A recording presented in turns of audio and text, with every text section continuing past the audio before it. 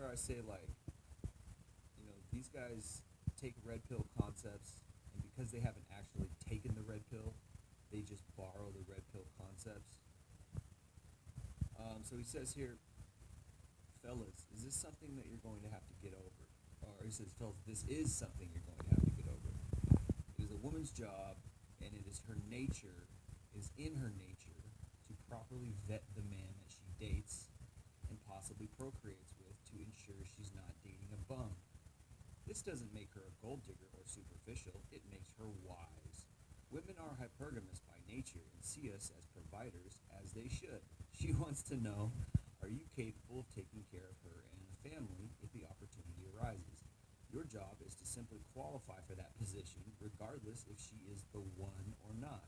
Continue on your path to become the best version of yourself, and you will attract the right woman. Wow. I don't know. I mean, if you listen to my channel, you know that I hate this to my core. Like, you know that this is something that really bothers me. Because, again, it's pretty simple. Like, if you can't, what if you can't provide? So she's going to leave you for somebody else?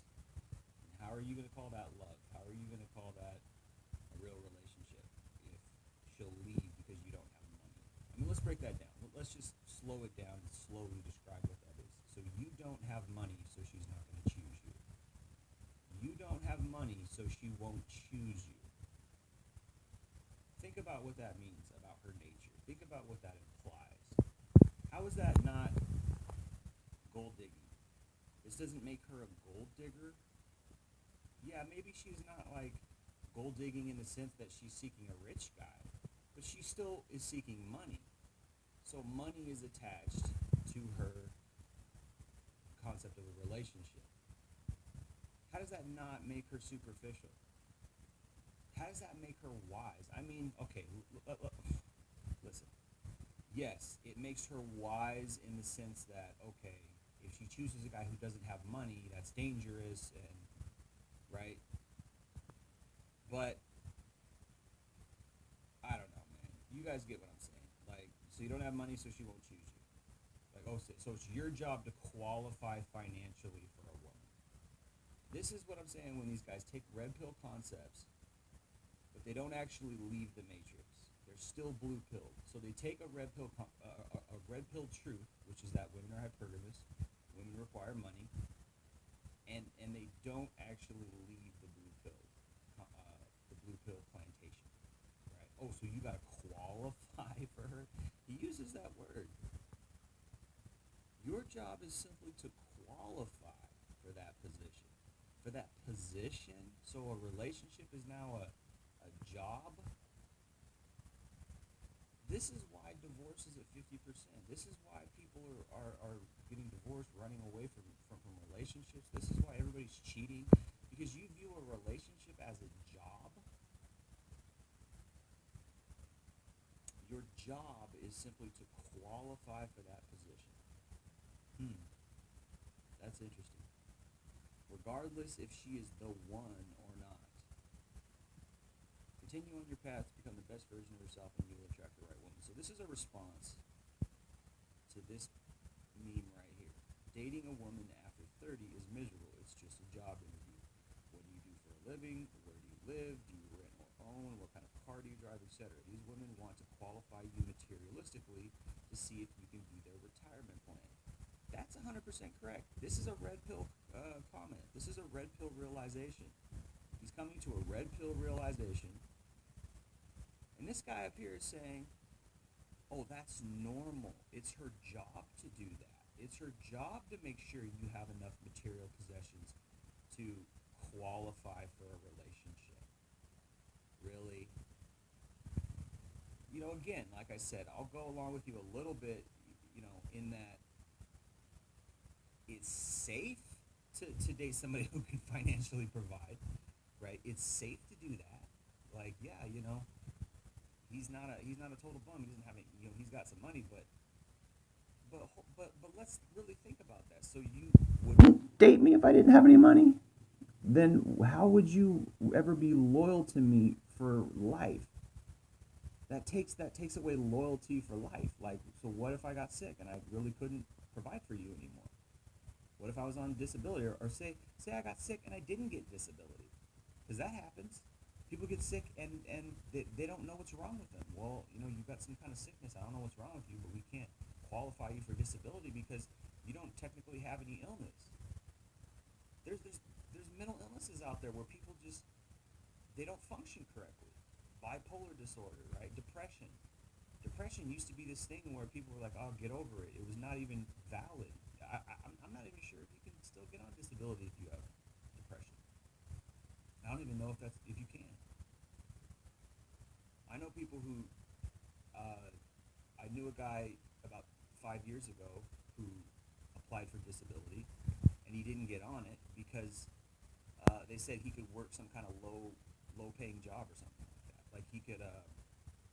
I guess he went in. He told me that he went into the disability office and he picked up and they were like, "Here, pick up this pillow and put it on that couch over there," to see if like he was physically able to do manual labor, as if in like 2 seconds or something you can pick up like picking up a pillow is the same as like working an 8-hour shift standing on your feet. Like when you have depression, you don't have energy. When you have depression, it affects your whole body to where you can't even exercise. You can't even get out of bed sometimes. And he got denied disability because of that. So it's like, what if that happens to your husband? Then you're just going to leave him and get another guy? I mean, I don't know, man. Like, this world is jacked up. This kind of thinking is jacked up.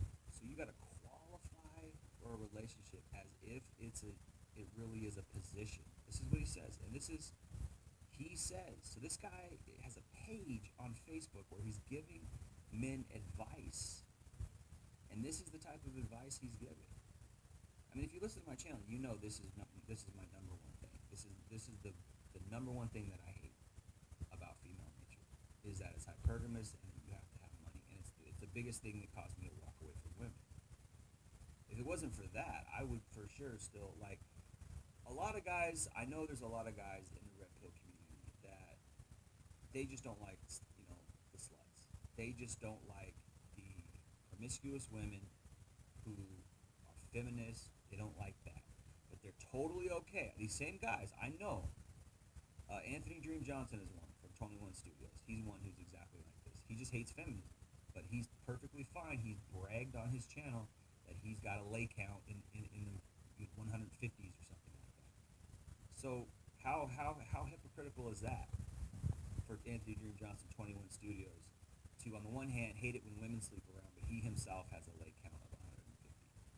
That's hypocritical, right? You hate feminism, but you're a big proponent of it. You're a big beneficiary of it, because if it wasn't for feminism, women wouldn't be sleeping around like that, right? So I know for a fact he is because he's got this masculine idea, this masculine ideology. So I know for a fact this guy is totally okay with him being a breadwinner. In fact, that's what he wants. He wants a woman to choose him because he's a good provider financially. But he still considers himself red pill. That's a red pill channel, right? I would say at the best, that's purple pill. I don't think that's full red pill. Because how could you be full red pill knowing full and well that a woman would not choose you if you didn't have money, right? How could you be call yourself a red pill channel knowing full and well that a woman would not choose you if you didn't have money, right? But you're totally okay, with that scenario, just like this, because there's a lot of people out here in the red pill community that are saying stuff like this. And I'm not saying you need to go full MGTOW in order to not accept this. It might be the only recourse, but I'm not MGTOW. I don't advocate for MGTOW per se. I used to. I don't anymore. But how could you be red pilled and be okay with this? You know what this is to me? This is a red pill guy, or a guy who's taking red pill content, and he still has a blue pill worldview. He still has a blue pill outlook. Like, oh, that's just the way it is. This kind of concept, like, she could still be the one, but how could she be the one if she wouldn't be with you if you didn't have money? That doesn't even make sense. How could she be the one if she wouldn't choose you if you didn't have money? That's not the one. The one is going to choose you irregardless. Any situation you're in, the one is going to choose you. And if you can't get a woman who wouldn't choose you if you didn't have money, then there's no such thing as the one. It's either or. It can't be both. You can't say, oh, she's the one, but yet if you didn't have money, she wouldn't choose you. That doesn't make sense. Doesn't make sense. Women are hypergamous by nature and see us as providers as they should. What? So a man's only worth is as a provider? Or his bottom line worth? He has to bottom line be a provider? And only that, he has to be all these other things in addition to being a provider. And what does she have to do? Show up? What does she have to do? Because nowadays, doesn't matter if she's a whore. Doesn't matter if she's ridden the cock carousel for 15 years. Doesn't matter if she's got kids from another guy. Doesn't matter if she's got STDs. You gotta accept all that, or else you're a misogynist, right? That's what they're saying. That's what these women are saying. So all she has to do is show up to the table. She doesn't have to bring anything to the table. She's just got to show up to the table. She wants to know you are capable of taking care of her and a family if the opportunity arises. Yeah, I would agree with that. That's a red pill truth. But then he goes on to say, your job is to simply qualify for that position.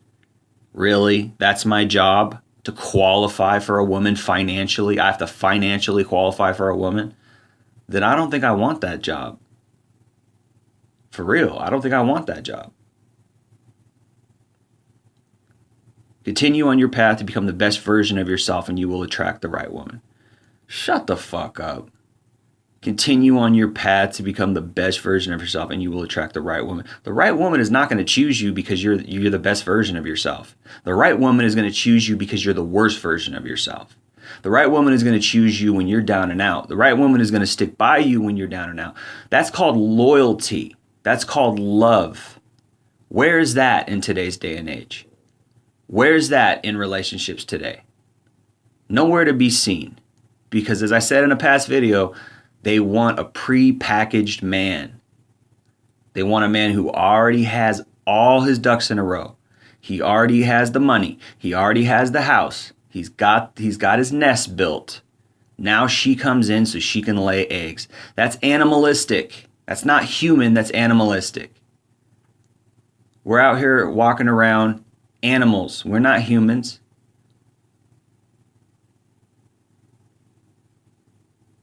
This is the red pill ran through a blue pill outcome. Stay on the plantation, play the game, jump through the hoops. Why?